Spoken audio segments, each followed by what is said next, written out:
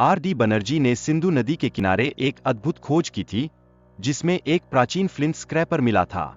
यह उपकरण 4500 साल पहले का था और यह हमारे पूर्वजों की तकनीकी क्षमता की एक ज्वलंत गवाही प्रस्तुत करता है।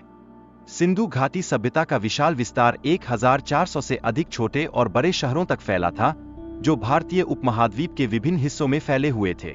इस सभ्यता ने अपने समय में एक अद्वितीय सामाजिक और आर्थिक तानाबाना बुना। इंडस सभ्यता क्षेत्रफल में मिस्र और मेसोपोटामिया की सभ्यताओं से कहीं अधिक फैली हुई थी, जो 1600 किलोमीटर से अधिक लंबाई में फैली हुई थी। इसकी भव्यता और विविधता ने इसे प्राचीन विश्व की सबसे प्रमुख सभ्यताओं में से एक बना दिया। मोहनजोदड़ो का ग्रेट बाथ एक गहरा जलाशय था, जिसमें धार्मिक गतिविधियों का आयोजन होने की संभावना है। यह जलाशय आधुनिक पूलों की तरह संरक्षित था, जो उस समय की सांस्कृतिक गतिविधियों की गहराई को दर्शाता है। शहर में एक अद्भुत जल निकासी प्रणाली विकसित की गई थी, जो हर निर्माण को जोड़ती थी। यह प्रणाली सफाई के प्रति प्राचीन लोगों की गंभीरता को दर्शाती है और यह इंगित करती है कि स्वच्छता का ध्यान रखना उनके लिए कितना महत्वपूर्ण था। मोहनजोदड़ो में 700 कुएं पाए गए, जो जल आपूर्ति का महत्वपूर्ण स्रोत थे। ये कुएं शहर के विभिन्न हिस्सों में पानी की पहुंच सुनिश्चित करते थे और इनकी संरचना ने उस समय की जल योजना के प्रति उनकी समझ को उजागर किया। यहाँ के घरों में डबल स्टोरी डिजाइन और चौड़े सीढ़ियां थीं, जो ऊपरी मंजिलों तक पहुंचने में मदद करती थीं। यह एक अद्वितीय वास्तुकला का उदाहरण है, जो प्राचीन भारत के स्थापत्य कौशल को प्रदर्शित करता है।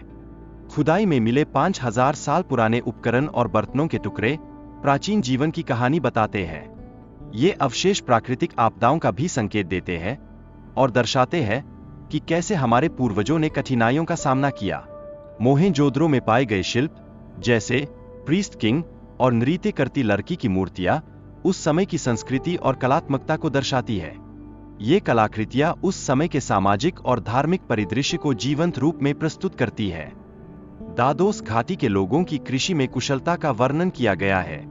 यहाँ की उपजाऊ भूमि ने उन्हें कपास जैसी फसलें उगाने में मदद की, जो उनकी आर्थिक समृद्धि में योगदान करती थीं। सिंधु घाटी सभ्यता के लोगों की व्यापारिक गतिविधियों का उल्लेख किया गया है। उनके पास वजन मापने के मानक उपकरण थे, जो व्यापारिक संबंधों की गवाही देते हैं और यह पुष्टि करते हैं कि वे व्यापार के क्षेत्र में कितने उन्नत थे। सिंधु घाटी सभ्यता की अंतर्राष्ट्रीय व्यापारिक संबंधों के प्रमाण मिलते हैं।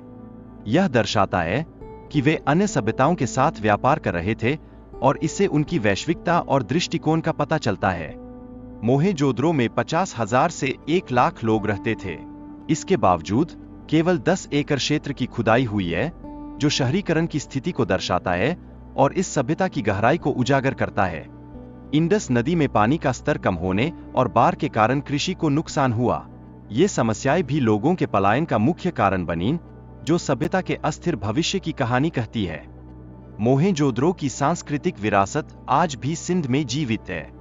यहाँ की पारंपरिक हस्तकला और बर्तन बनाने की कला का संबंध प्राचीन इंडस सभ्यता से है, जो हमारे सांस्कृतिक धरोहर का एक अमूल्य हिस्सा है।